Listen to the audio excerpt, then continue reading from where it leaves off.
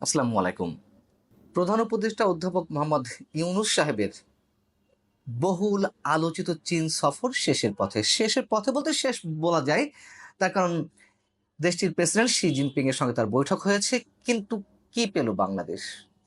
বাংলাদেশের চেয়ে বড় কথা হচ্ছে ডক্টর মোহাম্মদ ইউনূস নিজে কি পেলেন অথবা তার সরকার কি পেলেন? এত যে ঢাকঢোল পেটানো হলো, তাকে এতটাই চীন গুরুত্ব দিচ্ছে যে তার জন্য বিশেষ বিমান পাঠিয়ে তাকে নিয়ে যাওয়া হয়েছে এবং এই বিষয়টি গত ২ মাস, মিনিমাম ২ মাস ধরে আলোচনায় ছিল যে বিশেষ বিমান দিয়ে তাকে চীনে নিয়ে যাওয়া হচ্ছে এবং সেই বিশেষ বিমানটি যে একটি ভাড়া বিমান পরবর্তীতে আমরা জেনেছি তা নিয়ে যথেষ্ট বিতর্ক উঠেছে। এটি আসলেই চীন পাঠিয়েছে কিনা সেটা নিয়েও প্রশ্ন দেখা দিয়েছে। যাই হোক, এইসব ছোটখাটো বিষয় বলে আর সময় নষ্ট করতে চাই না। কথা হচ্ছে শি জিনপিং এর সঙ্গে আমাদের প্রধান উপদেষ্টা বৈঠকে তো আসলে তেমন কিছুই মেলেনি ফাঁপা বেলুন ছাড়া। উপরন্তু ভারতের পক্ষ থেকে সম্ভবত প্রধান উপদেষ্টা মারাত্মক অপমানের শিকারী হয়েছেন। কিভাবে সেটা বলছি। শি জিনপিং এর সঙ্গে বৈঠকে কি হলো, নির্যাসটি যেটা আমরা পেলাম, কোনো গণমাধ্যম খবর পেয়েছে যে বাংলাদেশের আম কাঁঠালের প্রশংসা করেছেন শি জিনপিং। পরবর্তী বছর থেকে বাংলাদেশ থেকে আম কাঁঠাল রপ্তানি হবে। আর কি হবে? শফিকুল আলম তিনি শি জিনপিং এর সঙ্গে অধ্যাপক মোহাম্মদ ইউনূসের যে বৈঠক হয়েছে সেই বৈঠক প্রসঙ্গে বলতে গিয়ে তিনি এমনভাবে গণমাধ্যমের সামনে উপস্থাপন করেছেন যে তিনি মানে শি জিনপিং ডক্টর মোহাম্মদ ইউনূসকে কাছে পেয়ে খুব বিগলিত, তাকে খুব বেশি ইম্পর্টেন্স দেওয়ার চেষ্টা করা হয়েছে। এর মধ্য থেকে বোঝা যায় যে এই সরকারের প্রতি চীন সহ বহির্বিশ্বের কতটা সুসম্পর্ক রয়েছে। এত ঢাকঢোল পিটানোর দরকার নেই।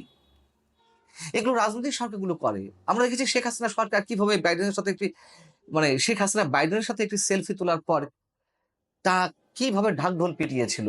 চীনে যাচ্ছে সেটিও ঢাকঢোল পেটানো হয়েছিল। আমরা দেখেছি চীনে গিয়ে শেখ হাসিনা কিভাবে অপমানিত হয়েছিলেন। তিনি এতটাই অপমানিত হয়েছিলেন যে সে দেশের পররাষ্ট্রমন্ত্রী তার সঙ্গে দেখা করেনি। শি জিনপিং এর সঙ্গে বৈঠকও হয়নি এবং যে পরিমাণ ঋণ সহায়তা পাওয়ার কথা ছিল সেটি হয়নি বিধায় একদিন আগে শেখ হাসিনাকে ফিরে আসতে হয়েছিল। ডক্টর মোহাম্মদ ইউনূস ঢাক-ঢোল পিটিয়ে যা করেছেন হয়তো বৈঠকটি হয়েছে শি জিনপিং এর সঙ্গে। কিন্তু এটি শি জিনপিং নিজের স্বার্থে, চীনের নিজের স্বার্থে। এবং স্বার্থটা কোথায়? অবশ্যই চিকেন নেকে যে তিস্তা ব্যারেজ, বহুমুখী তিস্তা প্রকল্পের কথা কয়েক বছর ধরে শোনা যাচ্ছে, সেটিতে চীন যে অর্থায়ন করতে চেয়েছিল সেটিতে আগ্রহ প্রকাশ করছে এবং এই কারণে প্রায় জামাই আদরে ডক্টর মোহাম্মদ ইউনূসকে চীনে নিয়ে যাওয়ার কথা ছড়ানো হয়েছে। এবং মজার বিষয় হচ্ছে শ শফিকুল আলম, প্রেস সচিব শফিকুল আলম যখন গণমাধ্যমের সঙ্গে কথা বলছিলেন, এই তিস্তা প্রকল্পের বিষয়টি তিনি হাইড করে যাওয়ার চেষ্টা করছিলেন। বরং তাকে মনে করিয়ে দিলেন ডেপুটি প্রেস সেক্রেটারি, প্রধান উপদেষ্টা ডেপুটি প্রেস সেক্রেটারি আজান মজুমদার।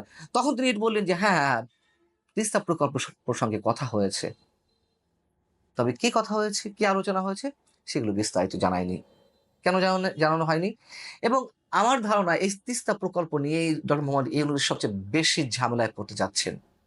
এবং চীনেও তো এইটিতে গুরুত্ব দেওয়া ছাড়া আর তেমন কিছু আ তারা এই মুহূর্তে বাংলাদেশকে অতটা বিবেচনায় নেওয়ার কথা না। যদিও বিআরআই যেটি রয়েছে সেখানে $২৪ বিলিয়ন যে ঋণ দেওয়ার কথা রয়েছে, সেটি শেখ হাসিনা সরকারের সময় তার কিছু অংশ ছাড় হয়েছে। কিন্তু অন্য কোনো বিষয় আর আলোচনা হয়নি সেই ঋণের বাকিটা কতটুকু কিভাবে ছাড় হবে আমি যতদূর জেনেছি।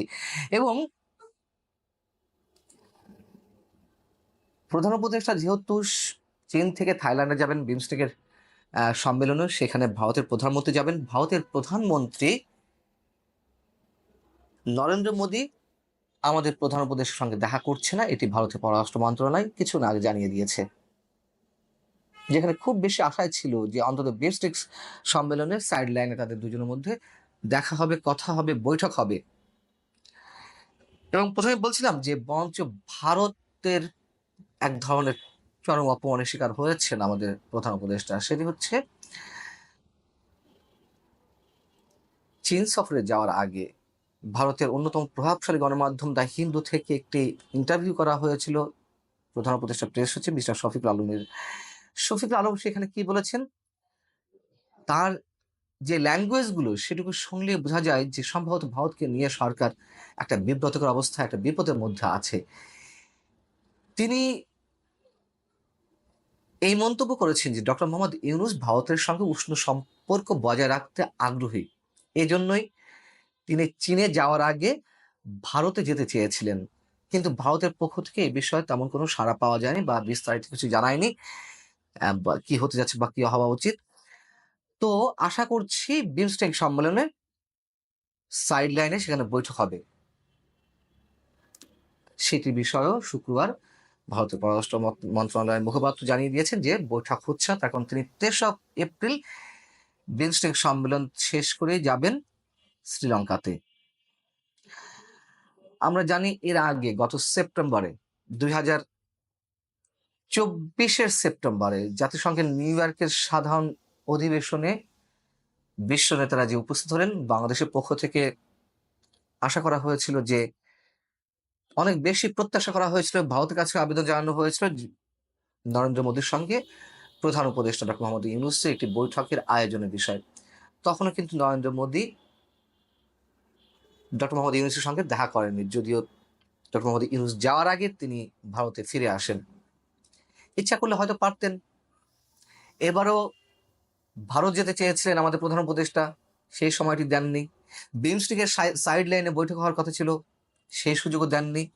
তার মানে কি আমরা ধরে নেব ভারত প্রচন্ড একরোখা দৃষ্টিতে এখনো পর্যন্ত তার অবস্থানে দাঁড়িয়ে আছে এবং ভারতের পররাষ্ট্র মন্ত্রণালয়ের একই সঙ্গে দেশটির সেনাপ্রধান উপেন্দ্র দ্বিবেদী তিনি একাধিকবার মন্তব্য করেছেন যে এই সরকারের সঙ্গে নয়, বরঞ্চ নির্বাচিত সরকারের সঙ্গেই বাংলাদেশের নির্বাচিত সরকারের সঙ্গে ভারতের সম্পর্ক গড়ে উঠতে পারে, অর্থাৎ তারা তাদের নীতিতে অটল আছে।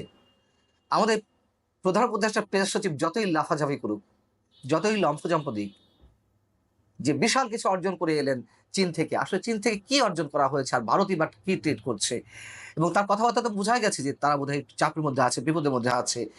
মিউ করে বলছেন যে ভারতে যাওয়ার ইচ্ছে ছিল চীন সফরের আগে, এবং যেটি জানা গেছে যে আহ, চীন সফরে যে চুক্তিগুলো হয়েছে তার মধ্যে একটি অর্থনৈতিক এবং প্রযুক্তিগত সহযোগিতা বিষয়ক চুক্তি আর 8টি সমঝোতা স্মারক। এই সমঝোতা স্মারকগুলোর মধ্যে কি রয়েছে? দুই দেশের কালজয়ী সাহিত্য ও শিল্পকর্মের অনুবাদ ও সৃজন, সাংস্কৃতিক ঐতিহ্য, খবর আদান প্রদান, গণমাধ্যম, ক্রীড়া ও স্বাস্থ্য খাতে বিনিয়োগ, স্বাস্থ্য খাতে বিনিময় সহযোগিতা, বিনিয়োগ না। সবচেয়ে জোর দিয়ে যেটি বলা হয়েছে যে সে দেশের বিনিয়োগকারীদেরকে আকৃষ্ট করার জন্য প্রধান উপদেষ্টা তার পক্ষ থেকে যতটুকু যা করেছেন, তিনি বাংলাদেশে বিনিয়োগ করতে বলেছেন। এত সহজ না। আর খুব ফর্মালিটিস মেনটেন করে চীনের প্রেসিডেন্ট শি জিনপিং বলেছেন যে তিনি ব্যবসায়ীদের সঙ্গে কথা বলবেন, তাদেরকে উৎসাহিত করবেন। সেটিকে বেশ ফুলিয়ে ফাঁপিয়ে প্রচার করা হচ্ছে প্রেস সচিব মিস্টার শফিকের পক্ষ থেকে। বরং বিদেশি বিনিয়োগ একেবারে শূন্যের কোঠায় এসে নেমেছে। বিদেশি ঋণ 68% 2023-24 অর্থ বছরে যাচ্ছিল, সেটির তুলনায় 68% বিদেশি ঋণ কম এসেছে। আমাদের প্রধান উপদেষ্টার ক্যারিশমা বোঝা যাচ্ছে তো। আল্লাহ হাফেজ।